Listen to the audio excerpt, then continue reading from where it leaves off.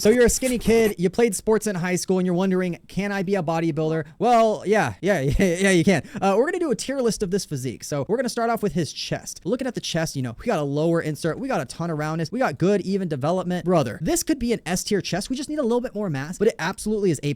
We're gonna call that an A tier chest. All that we need is a little bit more mass. I can't just give an S tier to everybody, but boy, oh boy, could this definitely be that. Looking at kind of the arms now, the shoulders very round, not quite as round compared to the chest and the arms. I think that when you put it into perspective, the shoulders are very good, but they're not in the same ballpark as the chest. So with that said, I'm going to say that the shoulders are B tier. Looking at the arms, so much roundness in the arms, such peakiness in the biceps. You got the super peaky, interesting shape, tricep lateral head. Overall, a good amount of mass in the arms. We could maybe have a little bit more mass overall, but to me, everything is very proportional, and I really like the shape of everything. The inserts are slightly shorter, but because he has this brachioradialis filling in the space, to me, it's not a problem. And with the long head, his arms don't necessarily look small in any of these pictures. They don't have that mass monster look, but to me, for a men's physique style look, they're pretty much the perfect size. So to me, this is a very good look. I'm going to say the triceps are B tier and the biceps are A tier. Looking at the forearms, I like the vascularity. I like the shape. Even as a youngin, he had a little bit of kind of that peakiness in the forearms going on, good amount of vascularity. And even in this picture with the back double bicep, you see kind of that Phil Heath extensor brachioradialis appearance. That's just a very good look. I think the forearms could absolutely be A tier, and I'm ranking him a little bit more harshly because I think that he has elite genetics. We're going to call it B tier because I think that everything in this B tier row could easily be A tier, and all the A tier stuff could easily be S tier if he just gains a little bit more mass on top of what he already has. Then we look at the waist and the back, and just the lower back, it's very solid. I would want a little bit more lats, but the erectors, absolutely solid on the erectors. To me, this is going to be B tier lats, A tier erectors actually, because they have really good symmetry going through. Like this guy could look kind of like a Flex Wheeler appearance. Looking at the upper back, that'd be the main thing kind of differentiating him from that kind of ultra aesthetic Flex Wheeler appearance. He would need a lot more mass in kind of this infraspinatus area and in the upper traps and just overall the traps in general, just to give that physique a little bit more of a pop. And I would say the teres, like they're looking good. The lower traps, they're looking good, but definitely the upper traps and the infraspinatus, we could bring those out even more. I just think we could be rocking with just god tier proportions and aesthetics. So to me, I'm going to say the upper back is B tier because I want him to be hungry and I want him to get a solid A tier ranking because this is just a very good look overall. And then when we look at the abdominals, like the abdominals, clearly very good definition, very good separation. He basically has the 8-pack just straight chilling, just a very good look overall. And then the obliques, a very good look overall. Like if this guy competed in men's physique, he would just absolutely stomp competition. You're looking at A tier on both. Honestly, the abs